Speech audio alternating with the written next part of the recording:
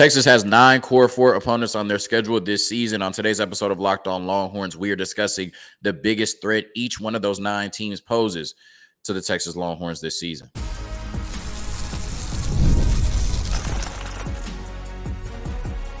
You are Locked On Longhorns, your daily podcast on the Texas Longhorns. Part of the Locked On Podcast Network, your team every day.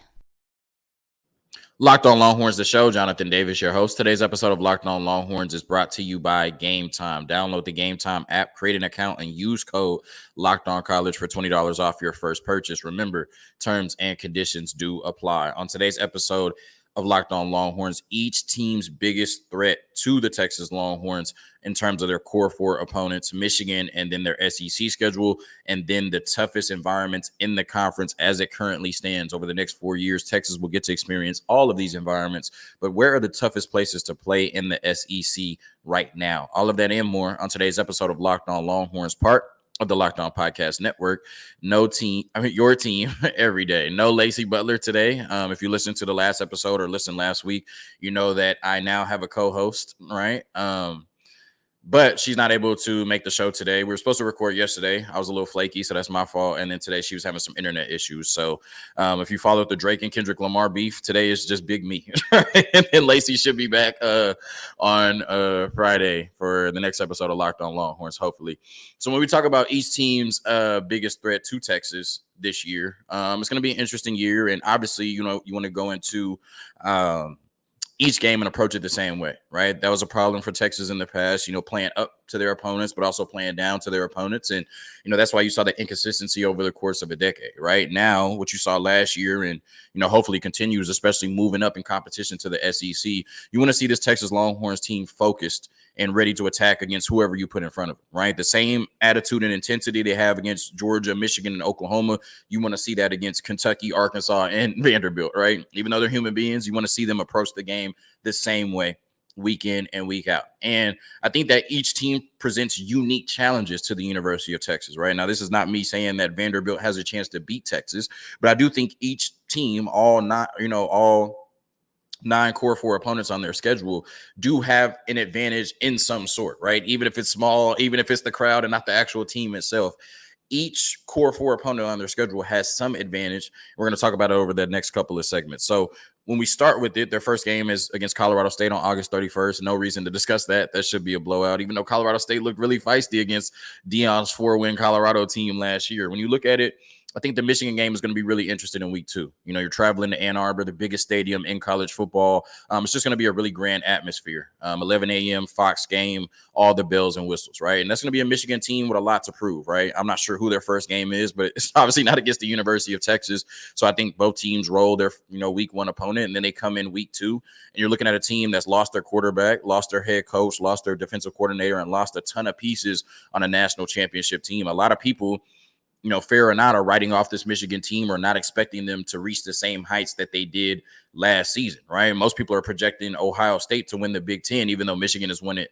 3 years in a row. So this Michigan team is going to have a chip on their shoulder in week 2 to prove to the world that they're still Michigan, right? And what better opponent to do it against than the University of Texas. So I think that's one threat that they pose, is that they're going to have a chip on their shoulder, because that's their first opportunity for them to prove themselves after winning a national championship, especially after they had to hear all offseason that Ohio State is better than them after they beat Ohio State and then won the Big Ten and then won the national championship.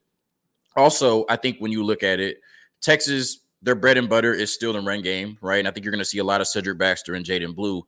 But you have Quinn Ewers and you have all those weapons around them for a reason, right? Texas is going to want to spray the ball all over the field and be explosive on offense, where I think Michigan is going to want to slow the game down and control the pace, right? Time of possession, run the ball, stop the run, play really good defense, and get out of there with the win in a very low-scoring game, right? And I think they have the means to do that. When you look at it, they have one of the best running backs in the country, and Donovan Edwards, NCAA 25 cover athlete. They are replacing their entire offensive line, but it's Michigan, right? Offensive line is something we've never really had to worry about with them.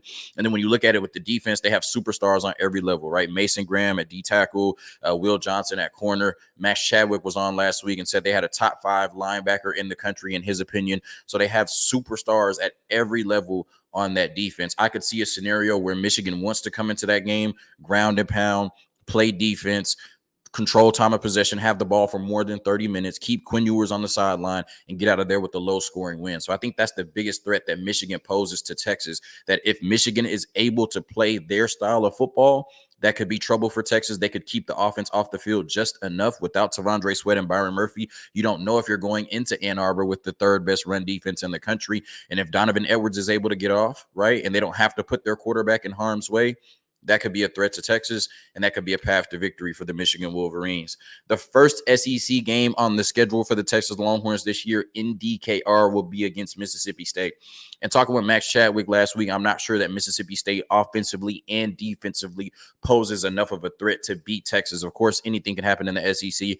Anything can happen in terms of upsets, but I think Mississippi State is just too far away to really pose a major threat to Texas. But when you look at it, Mississippi State is now coached by Jeff Lebby, who was the offensive coordinator at Oklahoma last season. And that up-tempo offense really provided a lot of trouble for the Texas Longhorns last season. When you look at it, 486 total yards given up against Oklahoma last season under Jeff Lebby. Now, of course, Blake Shapen has came over in the transfer portal as their projected starting quarterback. He's not as good as Dylan Gabriel, but he does provide the ability to throw and run, right? A baseball player, he is athletic enough to hurt you with his legs, and when he's on, can hurt you with his arm as well. So I don't think Mississippi State can win this game. I'm not confident enough in Blake Shapen that he's going to do Dylan Gabriel-like things, and obviously, Red River is just a special type of environment. Anything can happen in that game. This game will be in DKR. It'll be the first SEC game for Texas. The crowd will be riled up. Texas will be riled up. They'll probably smoke Mississippi State by 20-plus points, right? But if Mississippi State poses any type of threat, it's the fact that Jeff Lebby and his offense were uber successful last year in shutting down this Texas defense, and he might be able to do it again. Once again, might, like 5% or less chance, right? But we saw him do it last year. He has the quarterback that's capable of doing it again, even though it probably would require Blake Shapen to play out of his mind or the best game of his life to beat Texas in the fourth game of the season for the Longhorns. Now, Oklahoma, when you talk about the biggest threat they pose, I think that is just Red River, right? And anything can happen in that game. I think if this game was in DKR this year, Texas would beat Oklahoma by 10+, right? Obviously, they have some nice pieces on defense, right? They really invested in the defensive line, just in terms of the transfer portal and then recruiting, right? You have Stutzman at linebacker, you have Billy Bowman at safety, and then Brent Venables pulling the strings, right? So I do think that, Oklahoma will be a really good team defensively. Max Chadwick came on last week from Pro Football Focus and talked about their receiving core. He does believe that they have a top 10 receiving core in the country. That's something that was trouble for Texas last year, the secondary. I expect it to be better. But if you're going against a top 10 unit in the country at wide receiver, depending on how adept Jackson Arnold is at that point, that could be a matchup that's interesting to watch. But nonetheless, it's just, split at the 50, the state fair, the environment of the game. Throw out the record, throw out the stats, throw out the rosters, throw out the blue chip ratio. It's just the better team on that day wins, right? And it's really nothing else matters. And so the biggest threat that Oklahoma could pose to Texas is that it's Red River, and anything can happen in that type of environment. Because like I said, if that game was in DKR, I think Texas wins by 10+ points. No doubt about it. Now we're talking about Georgia, right? And I think, you're talking about what is the biggest threat, or what threat does Georgia pose to the University of Texas? What threat do they not pose, right? When you're talking about the best team in college football over the last 3 seasons. I know they didn't make the college football playoffs this year, but all they did was, go smoke Florida State by 60 points in response to that. But you're talking about a team that's lost less than 4 games over the last 3 seasons, 5 to be safe, because I'm not looking at it. 2 national championships in that span, the best roster in college football coming into the season, coached by the best coach in college football coming into the season with Kirby Smart.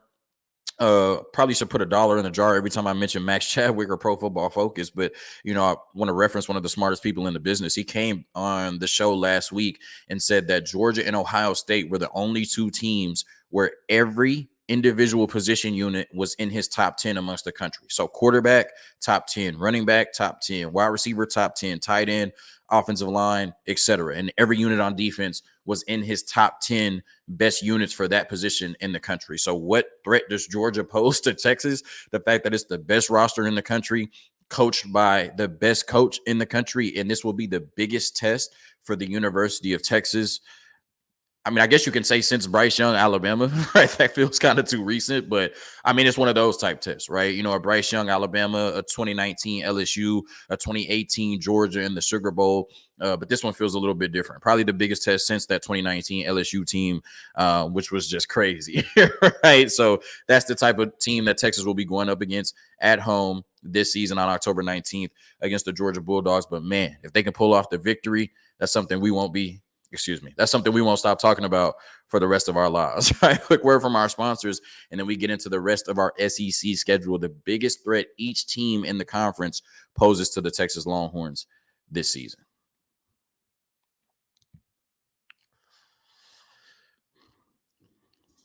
Today's episode of Locked On Longhorns is brought to you by Gametime.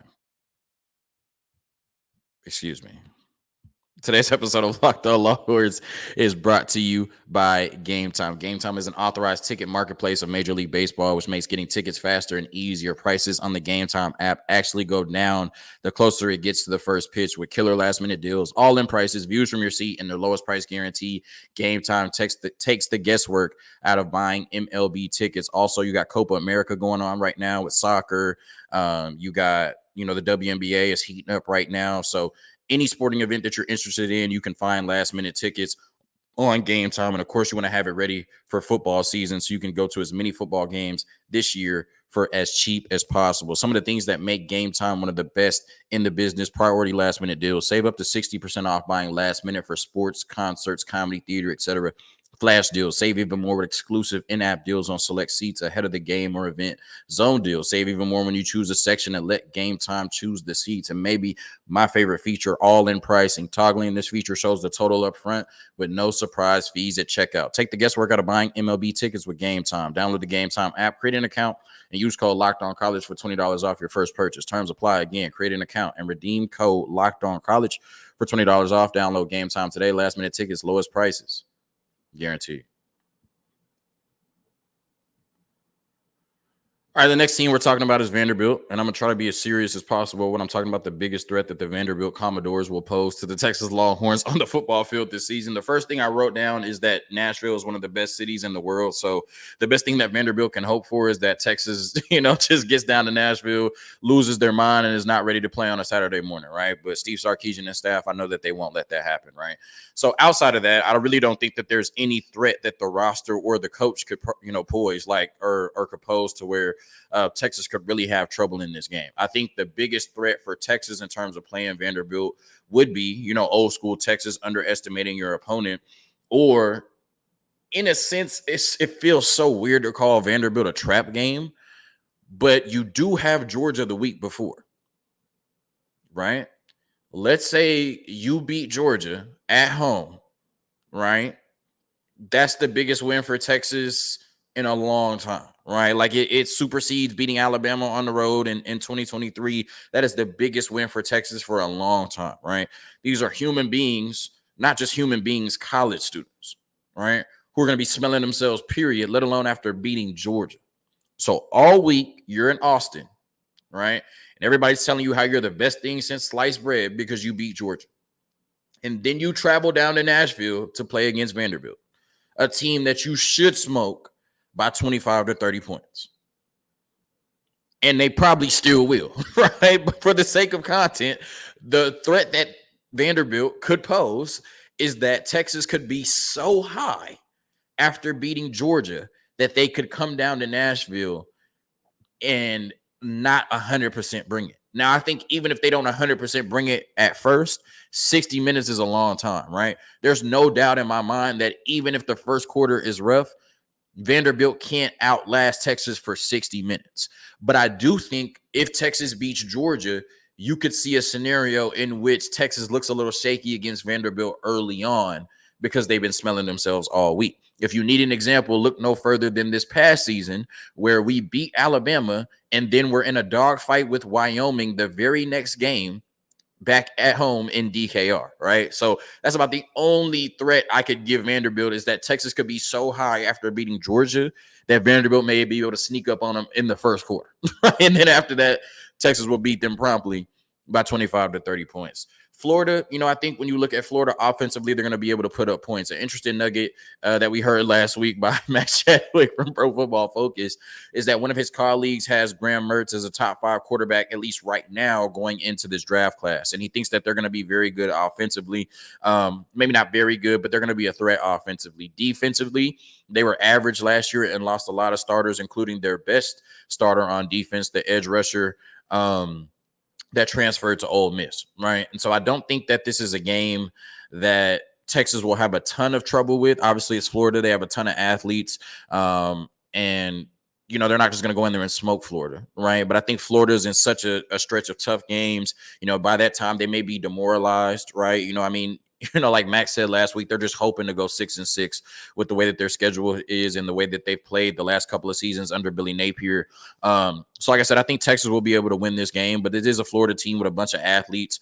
And especially on offense, they have some, really good players and a lot of talent on that side of the ball, even though they lost their best offensive player to the University of Georgia in Trevor Etienne. So, offensively, they could get going in DKR. It's not always the toughest place to play. So offensively, if they get going and, our secondary or our pass rush is not there like it was last year, then you could see a game that could lead to a shootout. And as we saw last year with TCU or the University of Houston to a lesser extent, because that was like 24-27, or Kansas State, anything can happen in a shootout. And sometimes that comes down to who has the ball last. And you don't want to be in a scenario with Florida where it comes down to who has the ball last, right? Because like we saw last year with Oklahoma, you think your defense is going to be good in that scenario, and next thing you know, you're pissed all week, right? So I think Florida, the best thing for Texas is to jump on them early and give them no hope, right? Demoralize them, as soon as the game starts, because like I said, they're good offensively. And if they can get into a shootout with the University of Texas, it could simply come down to who has the ball last. And that would be a horrible upset if Texas pulls off the win over the University of Texas at home. Arkansas, I think the only thing working for them is that this is a rivalry that really has been dormant for such a long time. Obviously, it was rekindled in 2021, but that's not enough to feed their base, right? In terms of Arkansas, they want Texas again, right? Even though they don't have really the means this year to beat Texas, they want Texas in their building, right? And that's a group of people, everybody in the SEC has some level of hatred for the University of Texas, but it runs deep in Arkansas for sure, going back to, the 90s and the Southwest Conference days. So the good thing for Texas is that this game is at 11. I think a 7:00 night game, as we saw in 2021, in front of those Arkansas fans, is just rowdy, raucous, and definitely could affect your offensive and defensive execution. So Texas definitely got a favor with this game being at 11 a.m. against Arkansas, but still, if this game was at 8 a.m., that Arkansas crowd would be ready to go. And like I said, I think, just with that noise and, the environment that they can create in the crowd, that could affect offensive and defensive execution for the University of Texas. But still, even with that crowd advantage, I don't see a path to victory for the Arkansas Razorbacks, at least at this point. Kentucky, when you look at it, I think this is an opportunity for a team to kind of be a sleeper, right? Because when you look at it, everybody probably has Kentucky in the same box they've always been in, right? Probably a 7-9 win team around there. Maybe on the high end, they could get to 10, but more than likely you're not seeing that, right? About 7-9 wins every year, bowl eligible, mid-tier in the conference. I think the biggest threat that they could pose to the University of Texas this season is Max Chadwick talked about how they have one of the best wide receiver groups in the country, led by Barian Brown, who Texas has tried to get multiple times in the transfer portal, one of the best wide receivers in the country. They really have a good group, especially just at wide receiver as a whole. And, I think they have solid pieces at running back and tight end, even though, wide receiver is where they're going to hang their hat on the offensive side of the ball. What makes it interesting is Brock Vandergrift, right? Former 5-star quarterback that never got on the field at Georgia, really. He transferred to Kentucky. Now, you would surmise that a 5-star quarterback that has not played in 4 years, right? There's a reason for that. And you would probably expect that he won't be great this year at Kentucky if he never got on the field at the University of Georgia and they were starting a walk-on and Stetson Bennett over him, right? Obviously Stetson Bennett, led them to 2 national championships. But if Brock Vandergrift ever looked like a 5-star at the University of Georgia, he would have started. He would not be in Kentucky right now. So based on that, it's reasonable to assume that Brock Vandergrift won't light it up at Kentucky this year. But if he finds something, right, if he can tap into that 5-star potential, I think Kentucky is a boom or bust team, that could boom if Brock Vandergrift looks like a 5-star quarterback at Kentucky this year with those group of wide receivers. And like I said, last year, our Achilles heel, especially defensively, was the pass rush, not being able to get to the quarterback and not being able to defend on the back end. If Kentucky turns into this monster passing attack this year, which, I'm a knock on wood, hopefully it doesn't happen, and it probably won't happen because, like I said, Brock Vandergrift hasn't shown 5-star quarterback since high school. But if they turn into this monster passing attack and Texas is still having trouble at the end of the season getting a pass rush or covering on the back end, you could see another game that could turn into a shootout. And once again, anything can happen. And more often than not, the team that has the ball last wins. So I'm not projecting that, but I could see a scenario in which Brock Vandergrift turns into high school 5-star quarterback, everything we thought he would be, 5-star with that receiving core. And Kentucky has one of the best passing offenses in the nation, which could be good enough on that day to beat the University of Texas, depending on what the defense looks like. And then Texas A&M. I think the overall allure of that game, there's going to be anxiety for the Texas players, no doubt about it, right? Even if you beat Georgia, right? Even if you beat Michigan, even if you beat Oklahoma, that Texas A&M game is still one of the biggest games Texas has played in over a decade. Even if Texas A&M is 4-7 at that point, that's still one of the biggest games that the University of Texas has played in over a decade. You're playing for pride. You're playing for the state, the Lone Star Showdown, the first game coming back. You know that everybody's going to be watching it. You're playing for bragging rights, right? Because the team that wins that game is going to be able to talk trash for the course of a year, right? If A&M beats us, who cares about Jim Schlossnagle at that point, right? They beat us in football. They beat a championship-level team in the first year under Mike Elko, right? In the first game back in the Lone Star Showdown. So this game means a ton, and I just think the overall allure, the fact, College game day is going to be, everybody's going to be there. This game will be so monumental, and not to mention 110,000 in the crowd, right, at Kyle Field, even though there'll be a lot of Texas fans there. I just think there's going to be so much surrounding this game that inevitably puts pressure on the players, and pressure can either build diamonds or burst pipes. Let's hope that doesn't happen to the Texas Longhorns. Also, an interesting nugget that Max Chadwick talked about last week on Pro Football Focus. I might as well just clip the episode into this one. But he said that, he expects Texas A&M to be an 8-9 win team, right? I think a lot of Texas fans are somewhat asleep, me included, on Texas A&M this year, but they still have a really talented roster. And when you look at Mike Elko's history, he was always able to get the most out of his players at Duke, right? Duke always overachieved, right? He always had players overachieve at Duke. Now he has actual blue chip talent across the board, right? It's not the recruiting class that Jimbo brought in 2022, which broke records, but there's still a ton of blue chip talent on this Texas A&M team across the board, including one of the best quarterbacks in the country in Connor Weigman. So it could be a scenario which, Mike Elko has his team ready to play. With everything on the table, all the chips to the middle of the table, Texas A&M plays out of their minds and wins in front of a crazy wins in front of a crazy crowd, and one of the biggest games we've seen in college football in years, especially for the University of Texas. So I think that's the biggest threat that A&M could pose to the University of Texas, that this game is so big, and you're facing a team with a ton of talent on that side of the ball, with a coach and Mike Elko who knows how to get the most out of his players, and just the pressure of potentially losing this game could be the reason that the University of Texas loses this game. A quick word from our sponsors, and then we get into what will be the toughest environments in the SEC over the next couple of years based on the information we have now.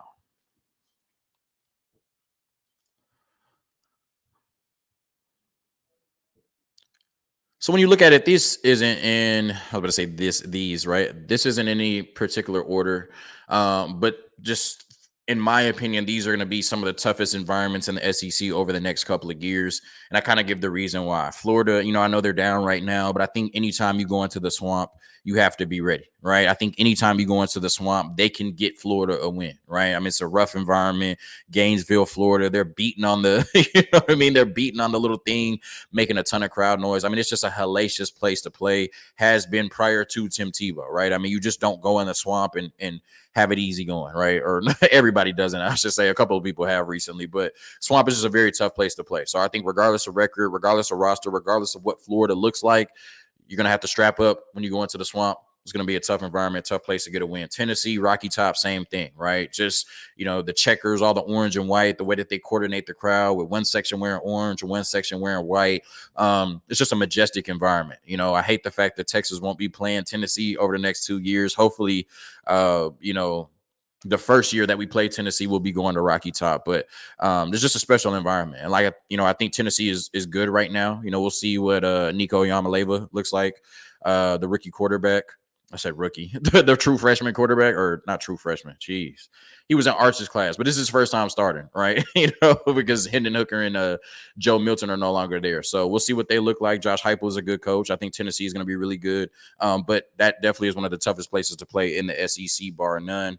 I think the next thing you're looking at is LSU, Death Valley at night, always going to be a tough place to play. And Brian Kelly is there. And so that's been a, good LSU team over the last couple of years. 10 wins his first season, only had 9 last year, but they had the Heisman winner, and I expect them to be really good again this season. And of course, they have Bo Davis, so we expect that defensive line to be even better than it was last season. They kind of took a step back, especially Harold Perkins, even though he's kind of a linebacker edge type hybrid. But nonetheless, anytime you go to Death Valley and have to play against LSU, one of the toughest environments in the SEC, Arkansas, right? That may be a 3 or 4 win team, but you won't be able to tell by the crowd. Anytime you go into, Fayetteville, right, and go against Arkansas, very tough place to play. Texas A&M, like I said, you'll see it this season, probably 108 to 110,000 strong. But I mean, Kyle Field it rocks so much you can literally see it move on TV, right? And when you're there, you can feel it swaying back and forth. It feels like you're in the middle of an earthquake, right? That's how just passionate those Texas A&M fans are, and like I said, we'll see it this season, but absolutely one of the toughest places to play in the SEC, regardless of what the current state of the program is. When you look at Auburn, right? A lot of people say the only team that has trouble playing in Auburn is Alabama, right? With some of those moments in the Iron Bowl. But I do think Auburn creates, a unique environment that can be tough to play in, especially if their Auburn team is giving them something to root for, right? Auburn fans are pretty passionate regardless of what the team is doing. But if that team is winning, I think you're going to have a tough time going in there and trying to win. 1, because the team will be good. But 2, I do think the crowd adds to the allure of playing Auburn in that stadium. You got Georgia. I think it's mostly because of the team, though, right? I've never really heard, before Georgia was a powerhouse, or even over the last couple of years, nobody wants to go play between the hedges. Like, yeah, because it's Kirby Smart and NFL roster over there, right? But in terms of the crowd, I've just never got the picture that, Georgia was one of the toughest places to play. But obviously, because of that roster, it's one of the toughest places to play. And then Alabama, we saw last year, just Tuscaloosa.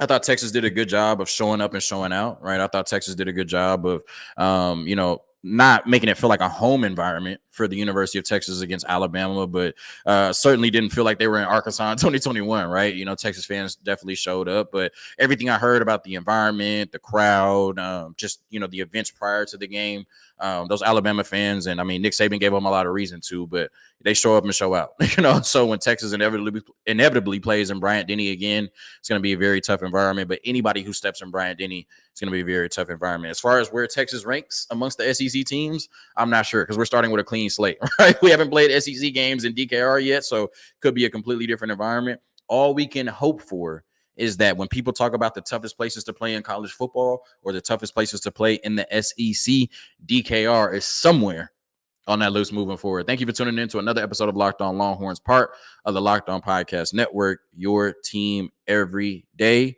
Back on Friday, hopefully, with my co-host. Hook 'em. Peace.